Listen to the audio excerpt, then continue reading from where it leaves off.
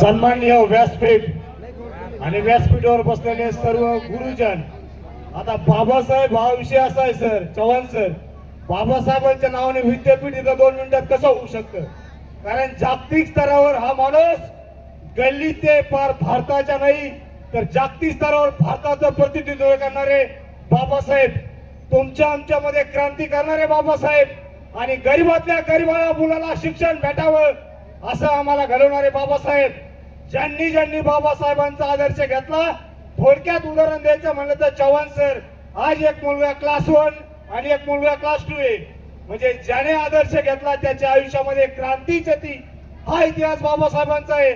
त्याच्यामुळे बाबासाहेब हे जागतिक स्तरावरचं नेतृत्व करणारं एक सन्माननीय व्यासपीठ आहे. त्यामुळे या कार्यक्रमात ज्यांनी ज्यांनी आयोजन केलं तुमचं कौतुक. हे आज एका दिवसभर जरी सांगितलं तरी संपणार नाही. अगदी अल्प काळात एवढं मोठं नियोजन, हा इतिहास तुम्ही केलाय. तुमच्यासाठी एकदा जोरदार टाळ्या झाल्या पाहिजे का नाही यांच्यासाठी, सर्वांसाठी. आणि तुम्ही सर्वांनी साथ दिली म्हणून हा ऐतिहासिक कार्यक्रम झाला. तुम्ही आम्हाला बोलवलं, आम्ही बोलवलं म्हणजे आमचे उपकार नाही केले.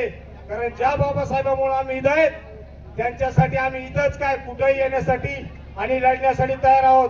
जाता जाता एवढंच सांगतो, मेलेली माणसं क्रांती करत नाहीत, क्रांती तीच माणसं करतात ज्यांच्यामध्ये जिवंत आत्मा असतो.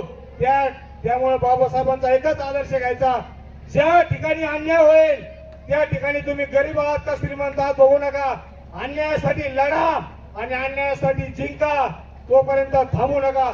हेच बोलतो. धन्यवाद. जय भीम. छत्रपती शिवाजी महाराज की, डॉक्टर बाबासाहेब आंबेडकरांचा